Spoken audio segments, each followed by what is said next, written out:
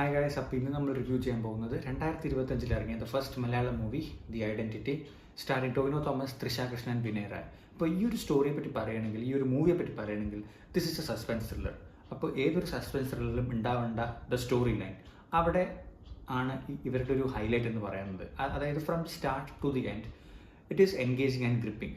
ഓഡിയൻസിന് എപ്പോഴും ഒരു കോംപ്ലക്സ് സസ്പെൻസ് ത്രില്ലർ കാണുമ്പോൾ ഒരു പ്രശ്നം എന്താണ് വരുന്നത് പറഞ്ഞു കഴിഞ്ഞാൽ, അറ്റ് സം പോയിന്റ് ഒരു കുറച്ച് ലൂസ് സെൻസ് വിട്ടിട്ടുണ്ടെങ്കിൽ they will just get out of that story. അപ്പോൾ അത് ഇല്ലാണ്ട് all those ends are being tied up really well. അതാണ് ഞാൻ പറഞ്ഞത്, വെൽ നെറ്റ് സ്റ്റോറി. അപ്പോൾ ഫസ്റ്റ് മുതൽ എൻഡ് വരെ ദോ കുറേ events are very much repeated in the sense പല സസ്പെൻസ് ത്രില്ലറിലും കാണാൻ പറ്റുന്ന കുറേ ഇവൻറ്റ്സുകൾ ഇതിലുണ്ട്. But the thing is from the start to the end the audience is always engaged in that story.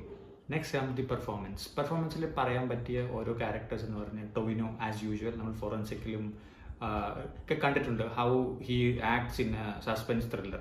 അപ്പോൾ ആ ഒരു ആക്ടിങ് ഇതിലുണ്ട്. നമ്മൾ ട്രെയിലറിൽ കാണാം ഹീസ് എ സ്കെച്ച് ആർട്ടിസ്റ്റ്. അപ്പോൾ അതിൻ്റെ കുറേ ഒരു യുണീക്ക് സ്കെച്ചസ് ആൻഡ് ആ ഒരു ഓറ ആൻഡ് ഒരു ആർട്ടിസ്റ്റിൻ്റെ ഒരു ഓറ ഉണ്ട്. So he has done really well. And then comes Vinay Rai.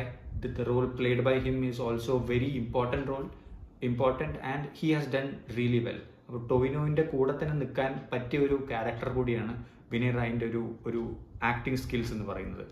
And next come Trisha കൃഷ്ണൻ്റെ though there is not much screen time ഉണ്ട്, ബട്ട് ആ ഒരു ഇൻവോൾവ്നെസ് അതിൽ കുറവാണ്. ആ ഒരു സ്റ്റോറി ലൈനിൽ തൃഷ കൃഷ്ണൻ്റെ ഒരു role is not as much as these two characters.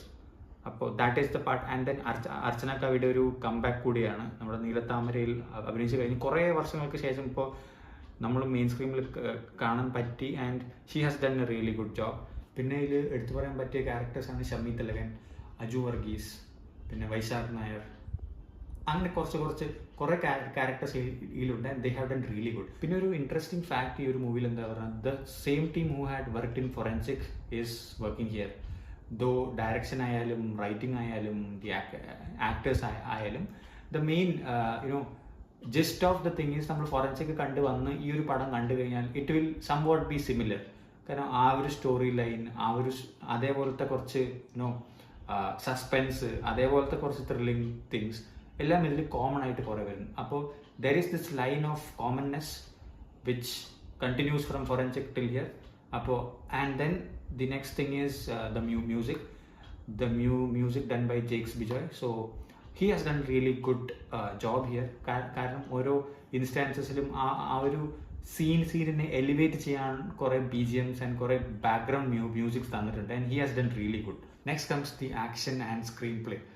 അതിൽ പറയുകയാണെങ്കിൽ ദിസ് ഇസ് ദി നമ്മളിപ്പോൾ കമ്പയർ ചെയ്യണമെങ്കിൽ തന്നെ ഇതിലൊരു ക്ലൈമാക്സിൽ കുറച്ച് ഫൈറ്റ് സീൻസ് ഉണ്ട്. And that too inside a plain.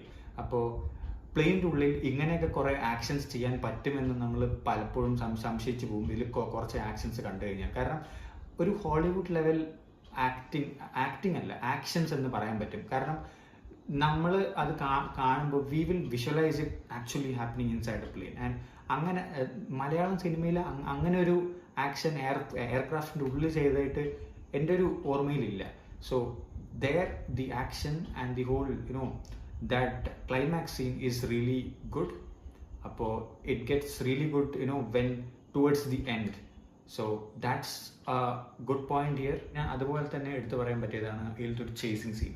So ഒരു വെർണയും ഒരു ഫോർഡ് എൻഡേവറും കൂടിയുള്ള ചേസ് ആണ്. And they had tried to make it really realistic and it has done its job. കാരണം നമ്മളത് കാണുമ്പോൾ ഒരു സ്പെഷ്യൽ ഇൻ ദ സെൻസ് ഒരു പെക്യുലർ ആയ ഒരു ചേസിങ് സീനാണത്.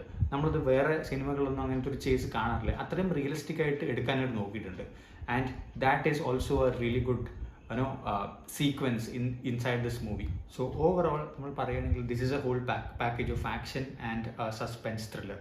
അപ്പോൾ ഒരു നല്ല സ്റ്റോറി, നല്ല കുറച്ച് ആക്ഷൻസ്, നല്ല കുറച്ച് actors, acting, and this being the first movie of this year is like totally they have started it in a good note. I would rate this movie as 4 out of 5. So please do watch this movie. Ellavarum poi kannam. It's a big screen experience and everyone should go and watch it in theaters. And ഇനിയും ഇതുപോലത്തെ videos and reviews കാണണമെങ്കിൽ please do like and subscribe to our channel.